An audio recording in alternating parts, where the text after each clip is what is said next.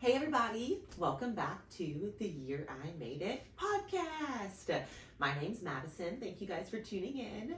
On today's episode of Mental Health Mondays, I am going to be talking to you guys about imposter syndrome, which is so funny because the way that imposter syndrome works is that I have imposter syndrome talking to you guys about imposter syndrome because, who am I to tell you guys about imposter syndrome? Because, I high-key have it, so this is not here's how to get over imposter syndrome in a day, because I don't really think it works like that. I think this episode is more to talk about kind of what is imposter syndrome, how I've seen it manifest in myself and in others, and then some tips and tricks that I've learned along the way that I'm going to share with you guys. So imposter syndrome is something that I feel like is relatively, I don't want to say new, but kind of new in the world of just kind of common usage. A lot of people are like, what is imposter syndrome? I think I might have it. What does it look like? How can I identify it? So what imposter syndrome is, essentially imposter syndrome is some sort of feeling like a fraud, feeling like you're lucky, feeling like you got a position or you got something and you're not deserving of it, or you're not good enough for it, or you're not qualified for it. And I think that this can manifest in a lot of different ways.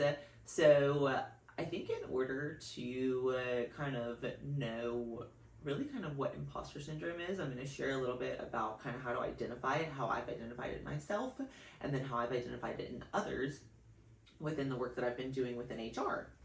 And so for me, imposter syndrome is totally doing this podcast. I am doing a podcast that I hope somebody besides my mom is listening to about imposter syndrome, and I have it. So who am I to sit here and tell you guys about imposter syndrome or how to overcome it when I haven't fully overcome it? And so that's a great example of imposter syndrome. So an example of how I see it in the workplace. So I have a manager who called me this week, awesome manager, and he was basically I don't know why you guys are paying me so much to do this job. I feel like all I do is talk on the phone, put out fires, respond to emails, sit in meetings, and take people to lunch. And why are you guys paying me to do this? And I'm like, yeah, because that's your job. Your job is literally everything that everybody calls about or needs or is needing things of, and that job isn't from 8 a.m. to 9 a.m. you do this, from 9 a.m. to 10 a.m. you do this. That job is whatever kind of comes that day, and sometimes that's a lot, and sometimes that's nothing. And so that was a really interesting just conversation that I had with somebody who in my mind is incredibly good at their job, who in their mind, they were like, why are you guys even paying me so much to do this? Because all I do is answer the phone. And I'm like, yeah, a big part of your job is answering the phone and helping people out, making sure people have the resources that they need and the answers that they need and can get the things that they need on the job that day, whatever that looks like.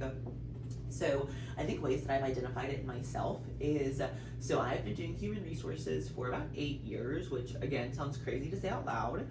And in that time, I have gotten a master's degree in human resources, and I've also gotten a SHRM SCP certification, which is one of the highest HR certifications you can get.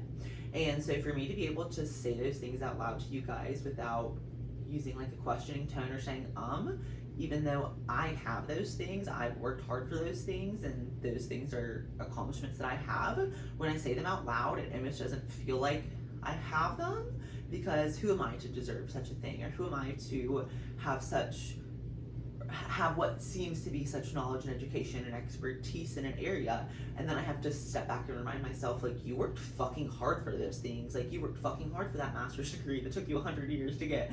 You worked really hard for that certification that you got, that you didn't want to take a test because you haven't taken a test in years, and all these sorts of things. And so I think a really common way that imposter syndrome manifests is within careers. And for me, that's just a little bit about kind of how it's manifested for me as far as how I've seen it in others, and then also how I have seen it manifest within myself. So I think that how it manifests also kind of comes to how you maybe question yourself, doubt yourself, how you handle conflict, all of those sorts of things.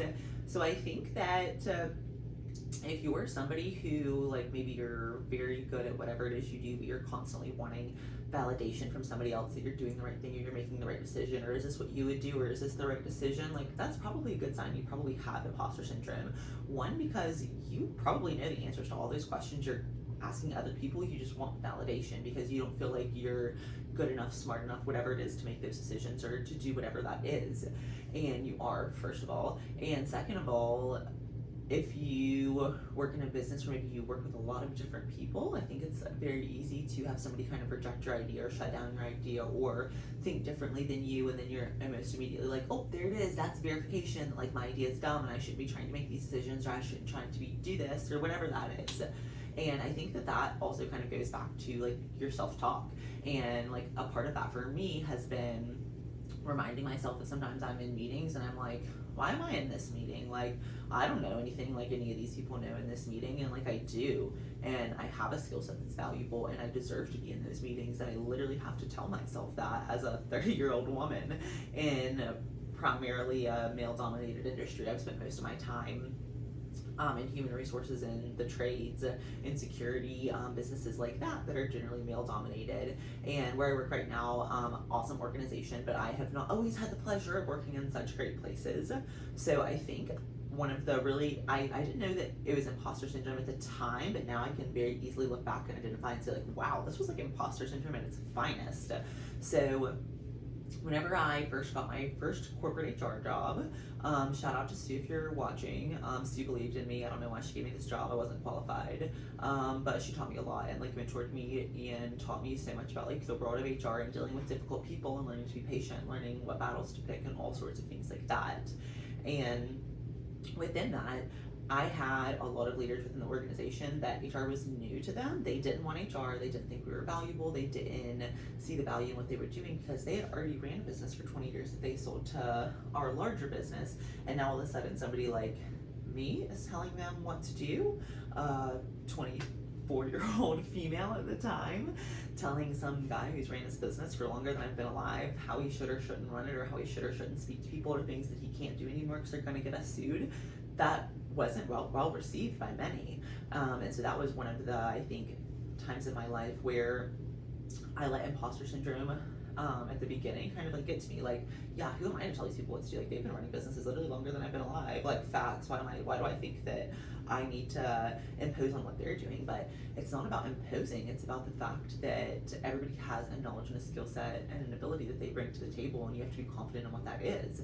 And by the time I left that company, I was very confident in that. I was very confident saying, hey, that's cool that you ran a business, but in the 1980s, the laws weren't like they are now. Let me tell you about all these new laws that there are and all the things that you're doing to get us sued, how much that can cost us, and how quick your value that you think is this much can go to this much simply because you don't know what to say and you can't keep your mouth shut.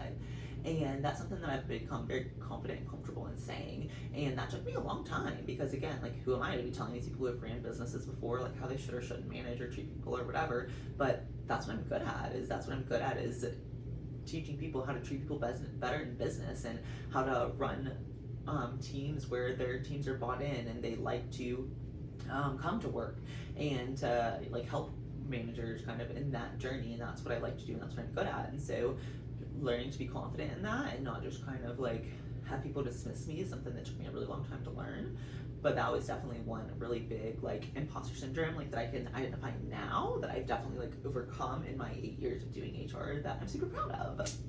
So I think probably a lot of you guys can relate, regardless of whether or not you're a woman in a male-dominated industry, or you're just somebody who feels like they don't deserve a seat at the table, or they are different than the rest of the people at the table, or they think differently, or whatever that looks like. You deserve to be there and you deserve a seat. So I have some tips and takeaways. And so these are the things that I am also like telling myself and working on within myself when it comes to imposter syndrome. So one of those things is stop giving a fuck about people's opinions. If you have something that you're good at, that you do, that you're passionate about, and your intentions are pure and honest, and you're trying to do the right thing, and that's very important.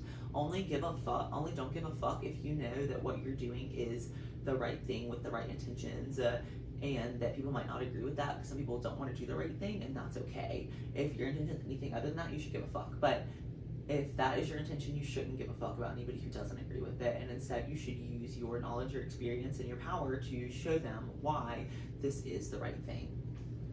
And then I think another thing for imposter syndrome is stop apologizing. I think just generally as women, we want to apologize for everything. Like, we think we rubbed somebody the wrong way, we want to apologize. We disagree with somebody in a meeting, we want to apologize. Like, you can disagree with somebody in a way that's professional, respectful, and in a way that you don't need to apologize for having a difference of opinion with somebody, especially if that person would never apologize to you for having a difference of opinion with you. So I think that's another important takeaway that I've learned is just confidence, stop apologizing, and stop giving a fuck about the things that you shouldn't care about. Because I think that with imposter syndrome, it's very quick to be like, oh, I should care about everything because, like, what about this and this and this, and do these people think this, and who cares? Literally just do what you're here for, do the best you can, treat people well, and don't care about whether or not people agree with you, as long as you're doing what you need to do in a way that is respectful and professional and all those things. So that is what I have for you guys on imposter syndrome for Mental Health Monday. Hope you guys enjoyed listening to me just kind of ramble on about experiences and things that I've learned.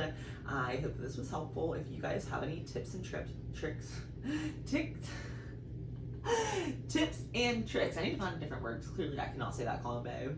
If y'all have any tips and tricks for imposter syndrome, please comment them below. Love to hear what other people are doing about their imposter syndrome. Love to hear how people have experienced it in different ways. Obviously a lot of my examples were career related, but I think there are a lot more personal examples people have as well. I would love to hear those. So thank you guys for tuning in. Like, subscribe, comment, and tune in on Wednesday for my next episode. Love you guys. Happy healing.